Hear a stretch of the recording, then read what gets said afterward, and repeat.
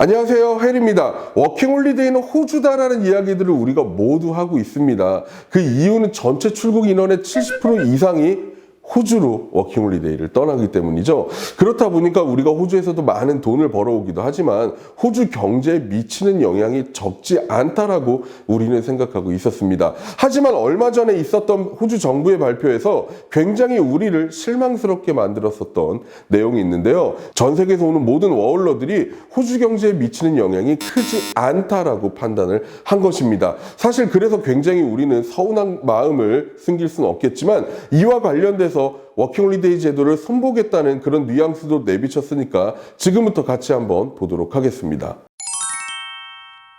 작년부터 호주 정부는 현재 호주의 이민제도가 문제가 많다라고 생각을 했습니다.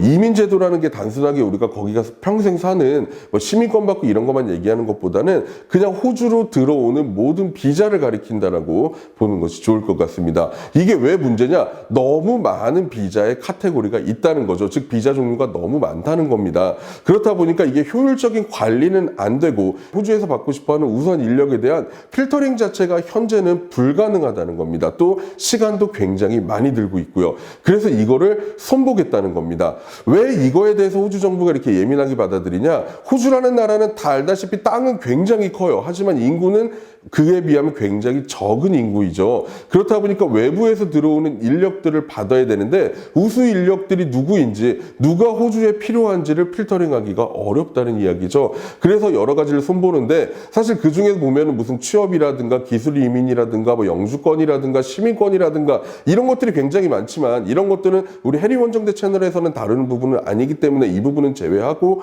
워킹홀리데이로 좀 한정 지어서 보자면 워킹홀리데이 비자도 지금도 문제라는 겁니다. 호주 워킹홀리데이 비자는 서드 비자, 세컨 비자 이렇게 나눠져서 현재 3년까지 워킹홀리데이로 체류를 할 수 있습니다. 근데 이게 문제가 더 많다는 거예요. 장점보다 단점이 훨씬 더 크다는 겁니다. 부족한 직업에 대한 인력을 채우는 목적으로 신설은 했지만 이들이 장기 체류하면서 일으키는 여러 가지 사회적 문제라든가 혹은 세컨 비자나 서드 비자를 사고 파는 행위들이나 이런 불법적인 요소들을 단속하고 이거를 처리하는 데 드는 사회 비용이 호주 경제에 미치는 이득보다 실이 더 많기 때문에 앞으로는 워킹홀리데이 비자는 이렇게 하지 않는 게 좋겠다라는 생각을 내비치고 있습니다. 그래서 워킹홀리데이 비자는 원래 본 목적인 문화 교류, 체험하고 뭔가 배우고 관광하고 이런 쪽으로 포커스를 맞춰야지 더 이상 호주로 일하러 들어오지 말라는 이야기인 것 같습니다. 그래서 이런 것들을 하기 위해서는 1년이라는 시간이면 충분하고 2년, 3년 즉 서드나 세컨 비자 같은 거는 필요하지 않다라고 호주 정부에서는 바라본다고 현재 이야기를 하고 있습니다. 호주 학생 비자 역시 변경을 예고했는데요.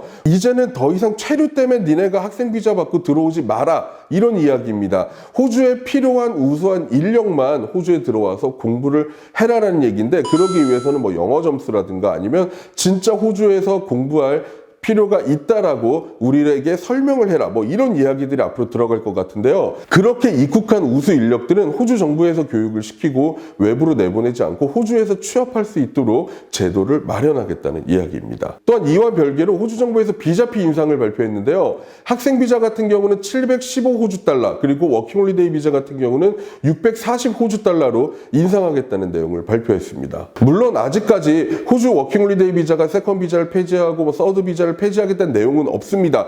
이게 나중에 변경이 안 될 수도 있겠죠. 하지만 중요한 거는 호주 정부에서 바라보는 시선 자체가 조금 바뀌었다라는 거 그리고 워킹홀리데이 비자의 본 목적이 무엇인지를 우리가 다시 한번 생각해 볼 필요가 있습니다. 그리고 또 하나는 워킹홀리데이나 학생 비자로 앞으로 출국을 계획하고 있는 친구들 있죠. 이런 분들 같은 경우는 비자법이 실제로 변경될 수도 있으니까 이를 반드시 염두해 두고 여러분들이 계획을 세우시기 바랍니다. 새로운 내용들이 업데이트되면 저희가 바로바로 업로드 해놓을 테니까 잊지 마시고 저희 구독과 알림 설정 꼭 해주시기 바랍니다. 지금까지 해리였습니다. 감사합니다.